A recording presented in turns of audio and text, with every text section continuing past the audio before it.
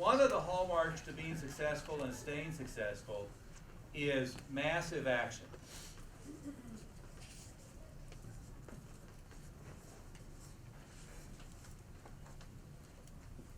Not tepid, not increasing 5%, not trying one elementary school, not trying one event every 3 months. It's massive action, right? I don't know if I got it from him or from June Rhee or where it came from in my DNA. But from the time I opened here in Denver, I was always, if there's 3 things we could do, let's figure out how to make it 9. If there's 9 things we can do, let's figure out how to make it 27. If there's 27, let's figure out how to make it 90. And I was always on massive action mode. When the internet thing came through, it was, let's have posts on every news site, let's have every post on every PR site. Okay, let's have 150 different domains that all point the same. It was like if there's 2 or 3 things you could do, let's figure out how to make it 30. Does that make sense? And the hallmark of success, the way that you guys are going to be $2 million a year, the way that you're going to be $1.5 million quick, is always be in massive action mode. Does that make sense? Now, that doesn't mean you have to be in workaholic mode. It's a difference, right? Massive action mode is caused to put into place massive numbers of different things to accomplish your objective. I don't care whether it's student retention, right? If your massive action is student retention, are you sending birthday cards? Are you sending get well cards? Are you sending a coffee mug with flowers, for the new baby? Are you completely on top of recognizing the teenager who just got their first car? Are you completely on top of when somebody misses the 6:15 class, checking in, concerned by 6:20, right? Massive action on retention is massive action on recognition and progress, right? Massive action on marketing is the Parthenon, is everywhere you look, there's something going on. What I always wanted for Mile High Karate is when I asked, how did you find out about us? The answer I wanted is, God, I don't know, I see you everywhere. That's the right answer, right? And when you get that answer, what you know is some of the stuff you're doing by itself wouldn't be a home run. But in conjunction with everything else, it makes everything work better. Does that make sense? The synergy of putting them all together, right?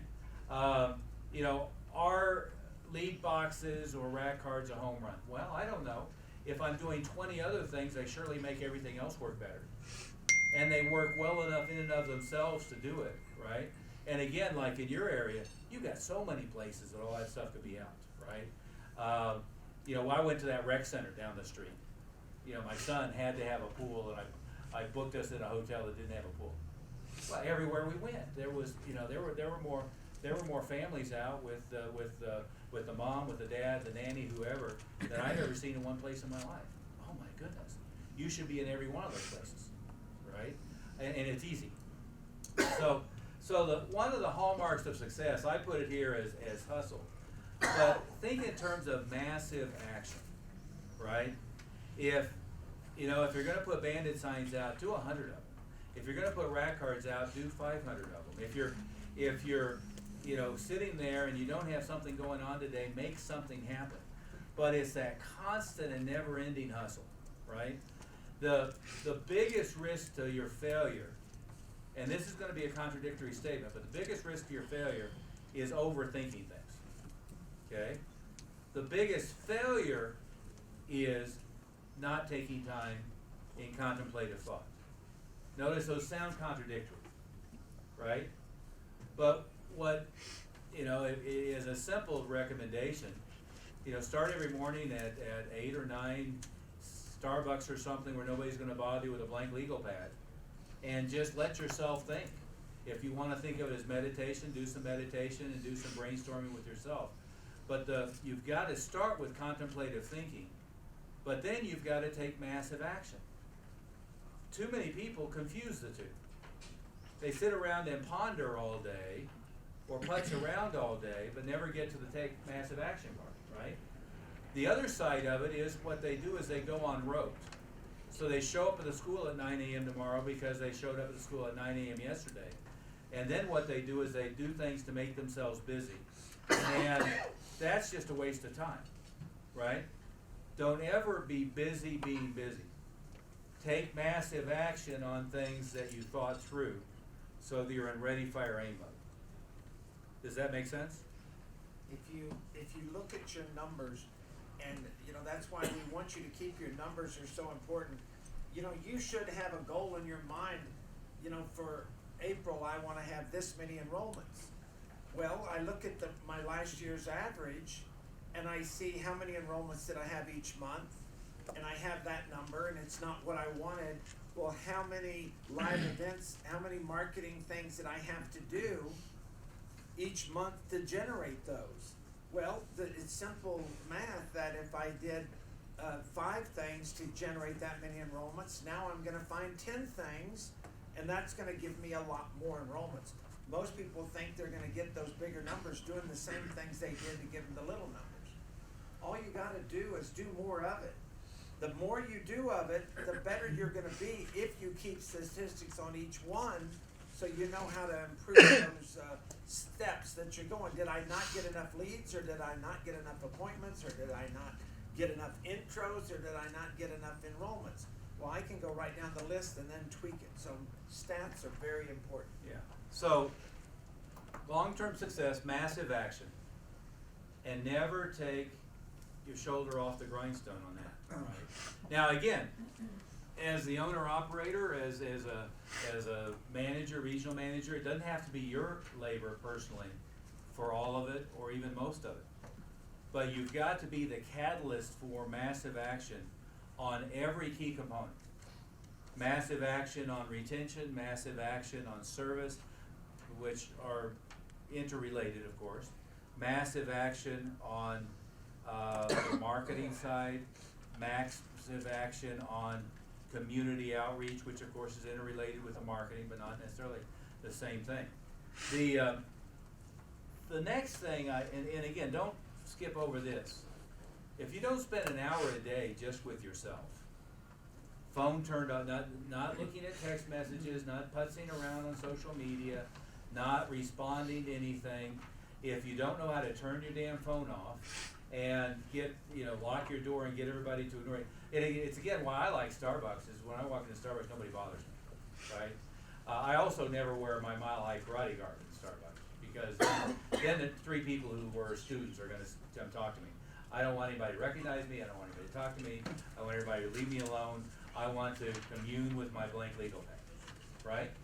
But you want to start with every day sometime where you just aren't rushed and aren't busy and are contemplative and make sure massive action is happening, but never just be busy in order to be busy. Does that make sense? And again, the more successful you get, the better you should be at getting other people to take massive action and forcing them away from things that are non-productive. Does that make sense on both sides? The other thing is, go ahead. Sorry, it makes perfect sense Yeah. to me. I have no idea how to get there. I'm so scattered all the time, I can't get myself to sit down and stay on path. Right. So, Well, You take a blank paper and you start writing things you can do for marketing. Internal, put it on one page. External, put on another page. Internet, put on another page. And then start writing some things. Look through our pages, our Facebook page, and see what people have done. Look at my A to Z marketing video. That's going to give you 50 to 100 things to do. well, I think he's asking a different question though. Is let me think about 3 ways of thinking about it. Okay. One way is what the value of each of your hours should be. Okay. Is if I want to run a $1 million a year school, okay, and I divide it by 50 weeks. That's easy enough. 2 weeks off. I've got 20,000 a week, right? and if I'm gonna work 40 hours a week, I've got $500 an hour, right? Okay? So, one way of thinking about it is everything you touch has to be worth $500 an hour. Okay? So, if you're doing a private, and you do 2 of them a month for somebody who's paying $200 a month, that's $100 an hour. Can't ever do that again, okay? If they were paying $500 an hour maybe, but you've gotta think of what your other opportunity costs are. This is the old joke way accountants and economists don't like each other, is accountants don't recognize opportunity costs, okay? Which is what I was gonna get to next, is stepping over dollars to get to dimes, right? So one of the elements, Jeff, is to think about, where's my highest and best opportunity? 2, what things was I gonna do today that's not worth that, right? That I can kill or I can delegate. And see, we all have a whole bunch of things we're doing, I don't care how efficient you are. You have a whole bunch of things that you're doing that feels work related, that your work would be better off if you did do it, right? And, you know, in one sense I joke that that's filing systems and automation, right? To most extent, you can kill all that stuff and be running a more effective operation than trying to overlay to it, right? When I did turnarounds, first thing I did is empty the filing cabinet, threw everything away. And then I organized the first intro stuff I needed where I could see it, where I was gonna be. The second intro and enrollment stuff where I could see it. Renewal stuff where I could see it. And I never had file cabinets because if it's in a drawer, I don't know it exists. But also then I have to go look for it if I'm doing an enrollment. I wanna be able to just, here it is. But how do you get yourself to do it? Think about your hourly value of your time. Think about what your best opportunity is, so you're not stepping over dollars to get to dimes, okay? Next, which is what Master Smith said a minute ago, is to start every morning with a blank legal pad.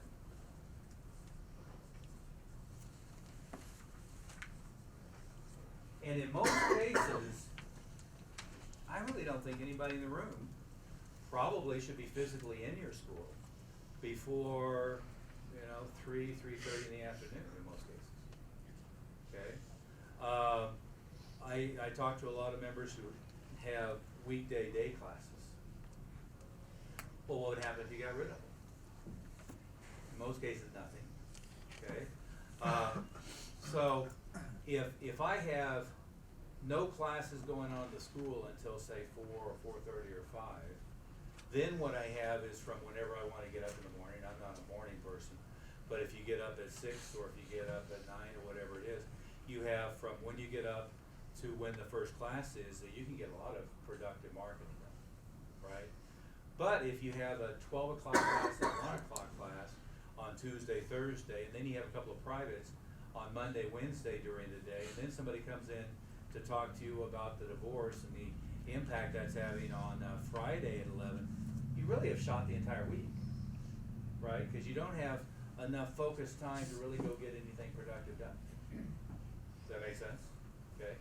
So a really good time management book is Dan Kennedy has one, No BS Time Management for Entrepreneurs, and all of Covey's stuff, 7 Habits of Highly Effective People, First Things First. If you married those 2 concepts, Kennedy's concept is brutal. He does nothing unless it's by appointment, and it's all on his schedule, and he doesn't have a cell phone, he doesn't use email, he doesn't use text. They have to fax him to schedule an appointment, and he really does operate this way, right? I mean, he has somebody who works for him who lives in Phoenix, he lives in Cleveland, and she sends him a box of stuff once a week. But he doesn't get interrupted. He's not dealing with minute by minute crisis. He's not off surfing the internet while he's supposed to be doing something else. He completely boxes all that stuff up, right? The biggest problem in today's world with mobile phones, we all waste 3 hours a day on this crap, right? Is you're on Facebook, then you're on Instagram, and then you're looking at the news. And there was a great joke. I forget where it was. I think it was a magazine or a paper I picked up. Maybe it was USA Today. But there was a great joke, and it was about Facebook, but it says, there's two guys sitting there, and he says, first one is Elizabeth Warren wants to kill off Facebook and, other tech companies. And then the second one is, Facebook wants to make things more private. And the third thing is, he says, well, but the problem is, I don't know if either one of them's real. And the other guy finally says, so you're getting this news off of Facebook? Right?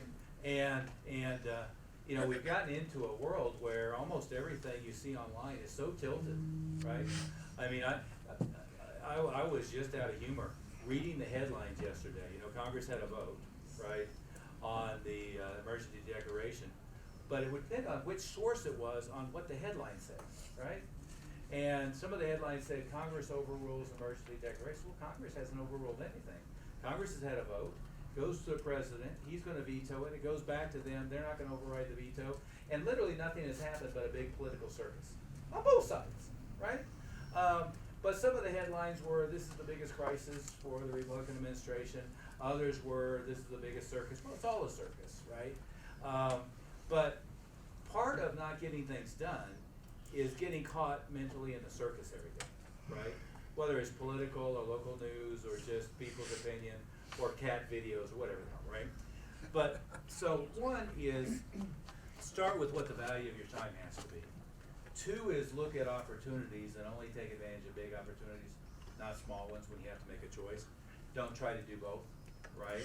Number three is, what the hell was that? Blank. Oh, blank legal pad. Yeah, start every day with a blank legal pad, and don't start any day in a hurry.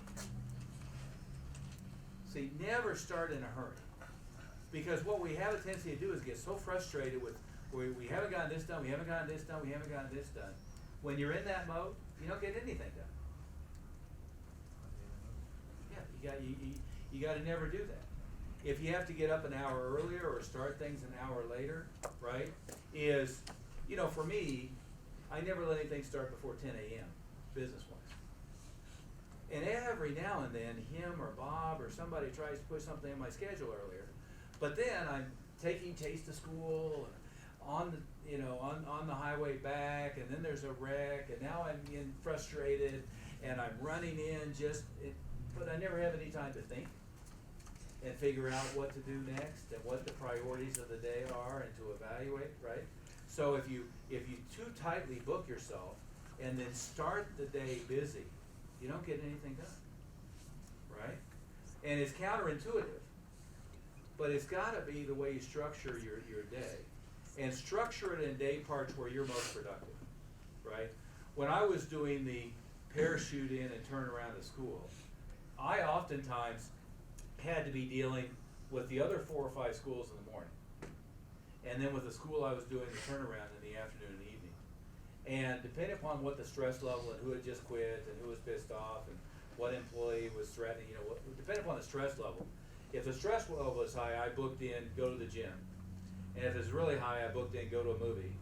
And always I had lunch break, like not McDonald's drive-through, but go to a restaurant, sit down, take 45 minutes with a blank legal pad, think and eat. I had that booked in before I had to go in and be effective at sales, right? Because if I've got this person who just quit and they're threatened to sue us for something or other because they're pissed off because I said this or that or whatever, well, I'm not going to be closing 6 out of 7 renewals or 9 out of 10 enrollments in that mindset, right?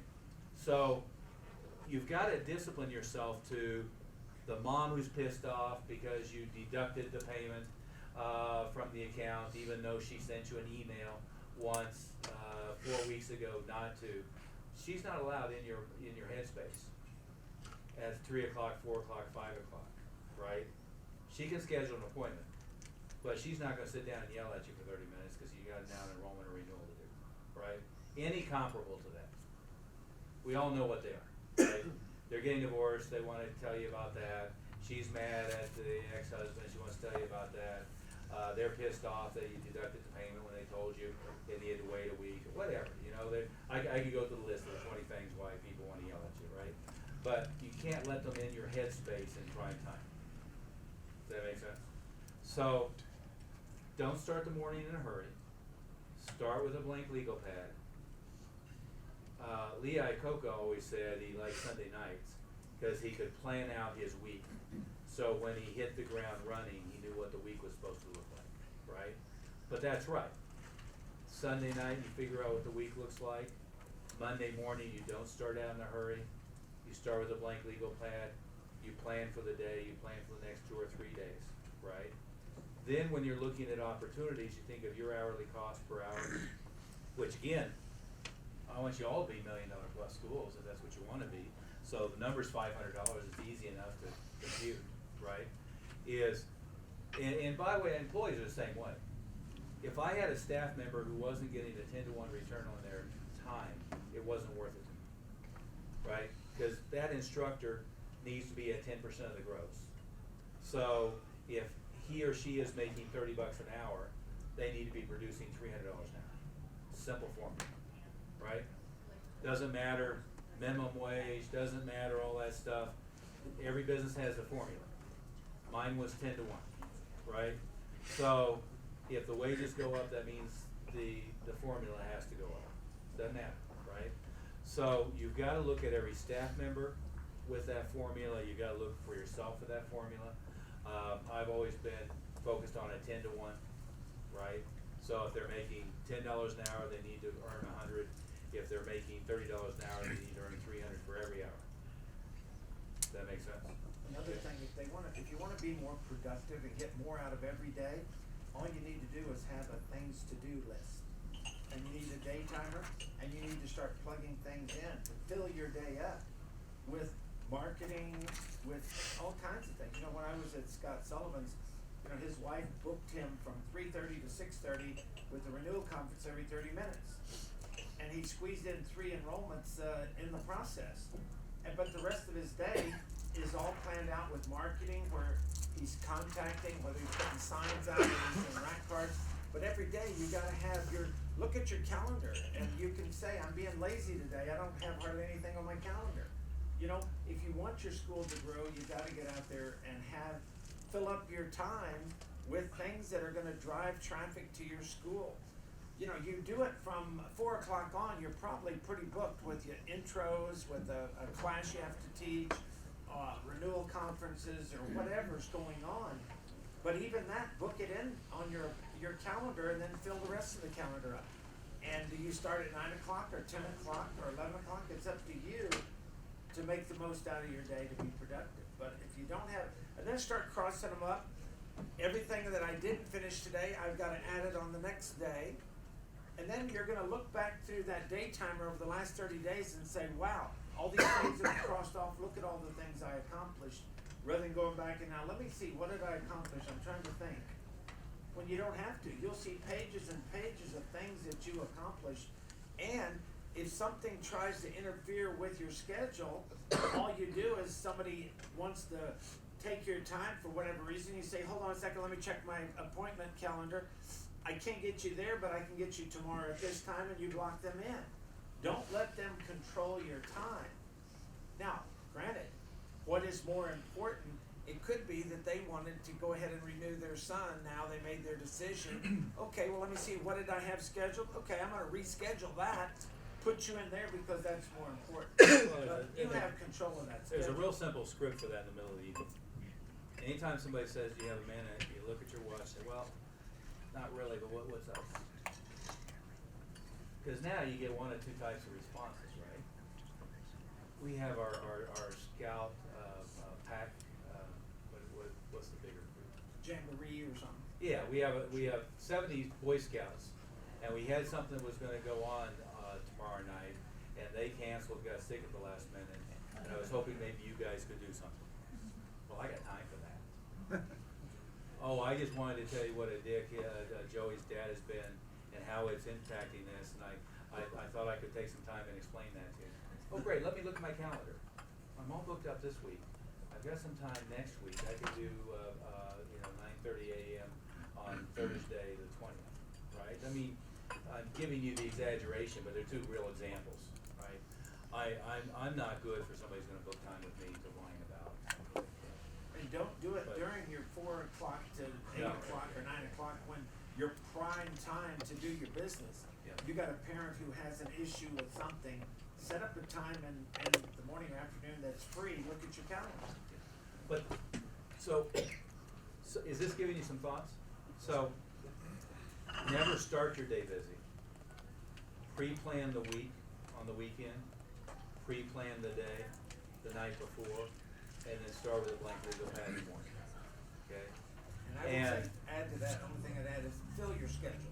Look at it, cause you'll have them, your time, but do cross them out and do carry forward the things you didn't accomplish because you wouldn't even put them on your list if it wasn't important.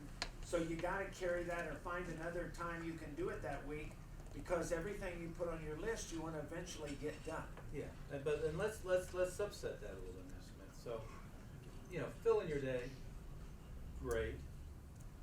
But one is everybody in here who has spent 20 to 35 hours a week, week in and week out teaching as a head instructor, raise your hand.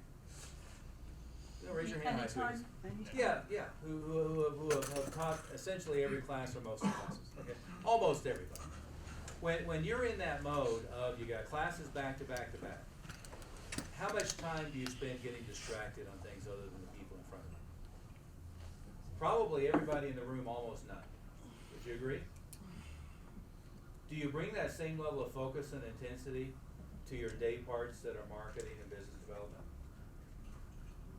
See, if you have an instructor who works for you, who was standing out in the middle of the floor with 30 kids, 15 of whom need to be renewed, and they were checking Instagram, Snapchat, Facebook,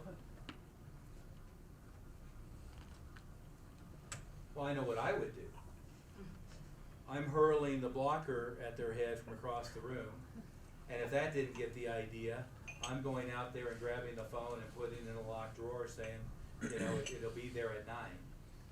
And if they say, well, the wife is in labor today, I gotta check on, okay, you get a pass today. Yeah, put the That's phone the in only- my office, I'll let you know when you get That's the that's the only pass you get, right? But anything short of, my father just had a heart attack, or the wife is in labor, that's about as much of a pass as you get, right? So we all know, your head instructor on the floor, they're not gonna be checking Instagram, they're not gonna be chasing Facebook, they're not gonna be going off in 22 different directions, they're not gonna go sit in the office, you know, having a heartfelt conversation with somebody just because they showed up that day and leave everybody on their own for 30 minutes, right? But you gotta bring that same level of focus and intensity to the rest of your business. Does that make sense? And that's one of the things that we have a tendency not to do. Then when you go back to what Master Smith said as far as filling your schedule, I would much rather it be that I have a day set aside to do rack cards. And I have a number, or we're gonna get 300 of them out. I'm gonna spend every minute that I have available today until I've gotta be back at the school putting out rack cards. My mission is 100 of them. And if I don't get to 100, I gotta add that to tomorrow. And I'm gonna take Monday, Tuesday, and Wednesday and get them out and do nothing else, right? And then I'm gonna take a day, and the day is to find every event that's happening this year. And contact whoever I need to contact to have happen and do them all, right? Elementary schools, we're gonna talk about that a lot today. I'm gonna spend a couple days or a week, that's it. I'm gonna go set up elementary schools for the next 18 months, right? So, you know, what I'll see is people say, well, I'm working on a school across the street. Well, how many schools do you have that are anywhere near a reasonable radius? You know, 18, okay, well, go work on 18. Well, the one you're working on may or may not be a good hit, but if you do 18, you're gonna get 13 or 14, right? So let's do them all at once. The principle in there is a couple. You're much better off to batch and be doing the same thing than you are to split focus. The time it shifts to, I'm gonna go visit this elementary school, then I'm gonna work on this email I'm gonna send out, then I'm gonna go work on finding some live events, and then I'm gonna cycle back and work on this other elementary school, and then I'm gonna go over here and work on SEO. Well, you have so much time and shifting and reprioritizing and rethinking that if you chunked it all on this day is on Facebook, and then these days are on elementary schools. These days are on rack cards and bandit signs, because those should go together, right? I'm out placing rack cards and I put a bandit sign out in front of all the shopping centers where I just place rack cards. I mean, it's, you know, it's a double hit. You know, I'm not going to try to work on online stuff the same time I'm doing community outreach, even the same day, right? Does that make sense? So, and again, it's one way to get a lot of stuff done, is Matt Smith has a lot of stories, some of them I don't remember, about one of our program directors or school owners who couldn't get elementary schools to work, and I went out with them for a day and set up 5. Well, I know what was happening. They were walking into one, getting a little discouraged, going away. I was mapping out all 20 and visited all 20. That day, right? I mean, they're all within a 3, 5 mile radius. I drive to that one, then I drive to that one, and I drive to that one. I don't want to drive to that one, drive across town, and then drive back, right? So, some of this is time management stuff. You know, in today's day and age, why would you ever get out in the car, drive to Staples when you can go on Amazon and have it delivered tomorrow, right? I don't go to stores. He laughs at me, he likes to shop. I don't go to stores. Every day the UPS guy is bringing 3, 4 Amazon boxes, right? I'm an Amazon Prime Plus, whatever, local fresh, you know, they're dropping all the stuff on the box. Yeah, their stock went up when you started buying stuff. Well, I mean, my daughter mentions she needs a certain book, it shows up on the doorstep in 4 days. I'm not going to 3 Barnes and Nobles asking if they have it, having them reserve it at the place across the, right? This is a funny story, but it's illustrative.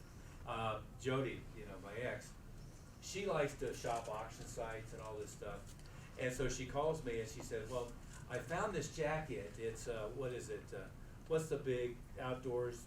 Barclays, REI? Not REI, it's a brand, P, starts with a P. Patagonia. Patagonia. Yeah. This beautiful Patagonia, whatever it is, like the turquoise that she wants. And I found it used and it's about half of what it normally is. Could you go pick it up? Well, I always go through these computations, which is sometimes not a useful thing to do, right? But it was, I live in Evergreen and it was in Breckenridge, right? Sure, no problem. But then I couldn't resist. So I did the 60 miles at $1.50 a mile depreciation on the BMW is $90 each way, plus gas, but that's rounding error. It's the depreciation on the car. Which if you have anything nice, I mean the depreciation on his Jag is like $1 a mile or $1.50 a mile, right? I mean you're never. My story is I bought a Porsche one time where the founder of Janus Fund had run it at $5 a mile, and by the time I traded in, I had gotten 50 cents a mile, right? So I sent her the list. I said, okay, depreciation on the BMW each way, my time, $1,000 an hour, so $1,000 up, $1,000 back.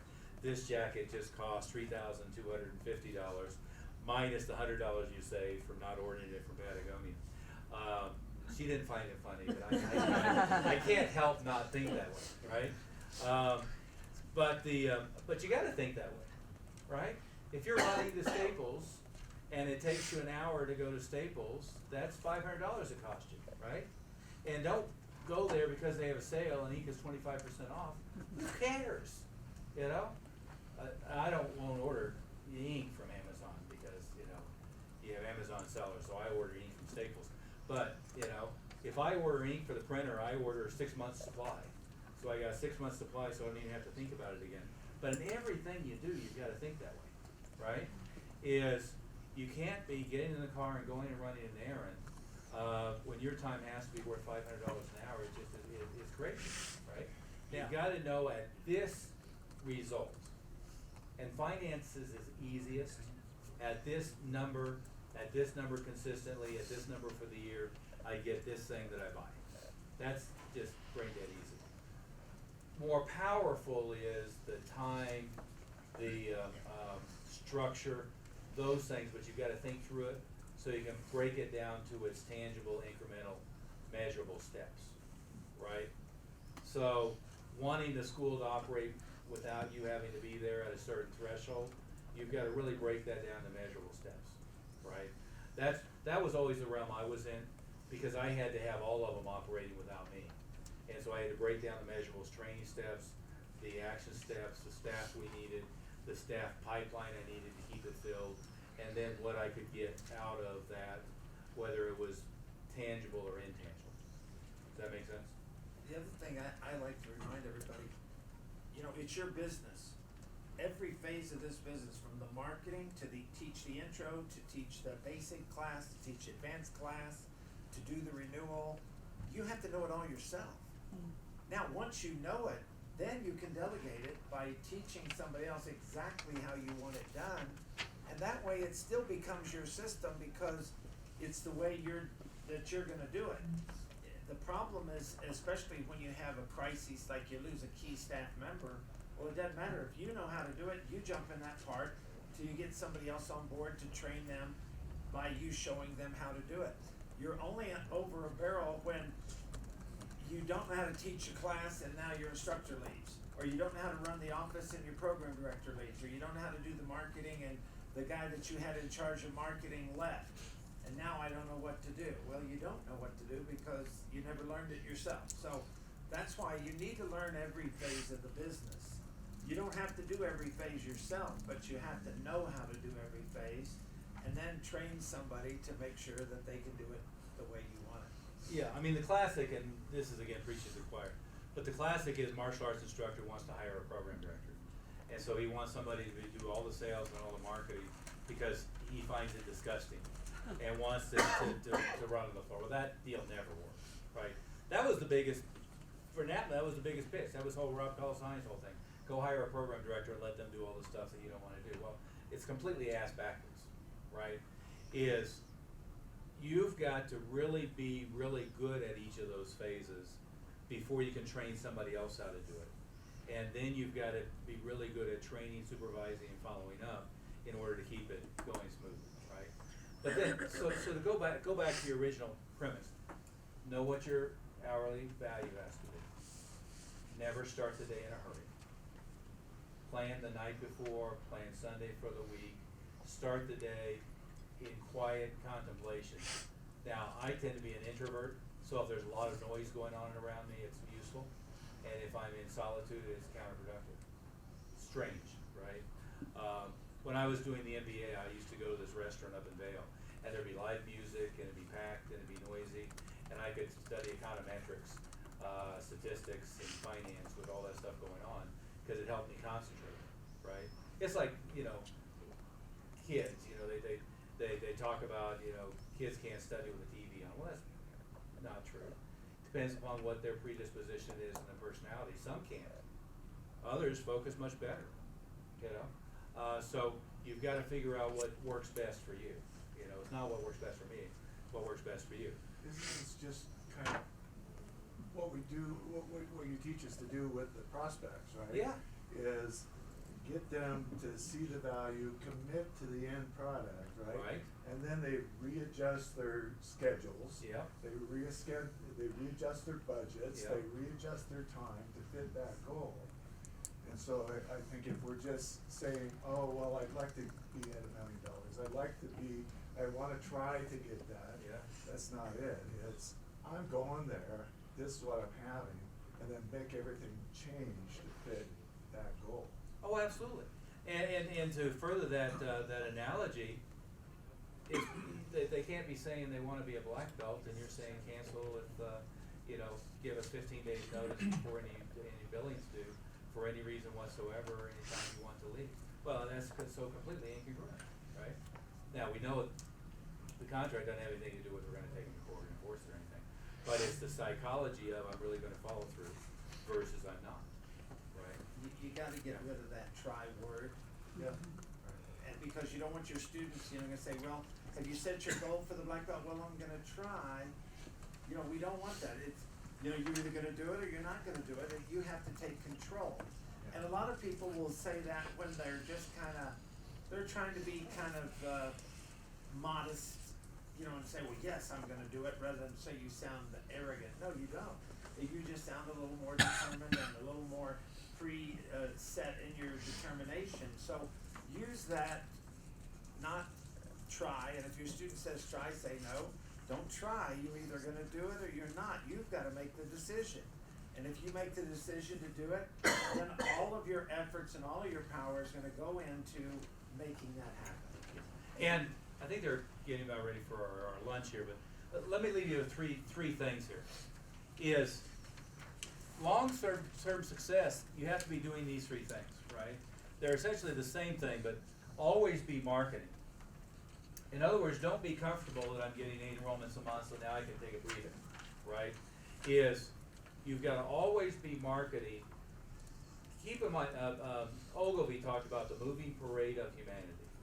And what he meant by that statement is what they're paying attention to is changing all the time. Sometimes people are moving in and out of your community, but whether they're receptive to what you're doing, whether they pay attention to what you're doing or they not, depends upon their stage in life. If I'm a parent and my son is 6 weeks old and my daughter is 18 months, I'm not paying attention to martial arts school stuff. But now all of a sudden, the son is 5 and the daughter is 7, I might be paying attention. And if you marketed really heavy when the kids were little and then you took, back off because you've arrived, they don't even know you exist, right? So you've always got to be marketing. You've got to have the Parthenon, you've got to have it in all different places. But the third element is you really have to be dug deep into your community, right? If I'm in a school and I've got 15 elementary schools where when the karate guy shows up, it's a big deal. Everybody in the front office knows me, the teachers know me. I can walk in and distribute anything I want at any time. If I ask to do an assembly, they'll do an assembly. If they're having one, they'll call me. If the PE teacher, has to go somewhere, they call me before they call a substitute to see if I want to have time to come in and do, work with the kids for the day. I have after-school programs booked out for the next 3 years with it.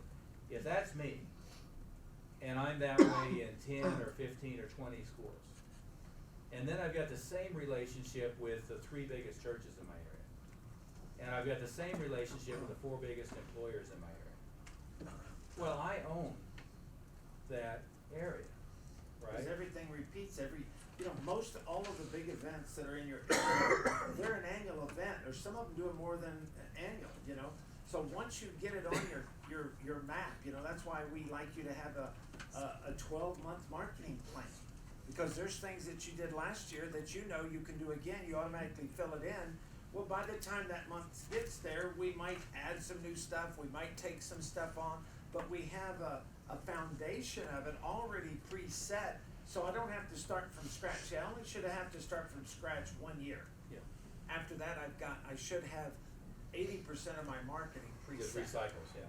But the other side of that is, and we'll dig into this the rest of the afternoon, if you have most of the major influencers for your market are aware of you, are excited about you, are impressed with you, if every Boy Scout leader, using the kids market, if every Boy Scout leader in the area has met you, likes you, sends people, all of the coaches for the soccer leagues, if the Girl Scout leaders love you, if you go help them with sales training for Girl Scout cookies, which, by the way, if you don't know, Girl Scouts kick Boy Scouts' ass every day of the week. They are so good. No, I'm serious. I mean, Chase has been in Boy Scouts, Jada's in Girl Scouts. I could care less about Boy Scouts, but Girl Scouts, they were teaching them to sell. They were taking the whole Girl Scout. You know why? And you know why?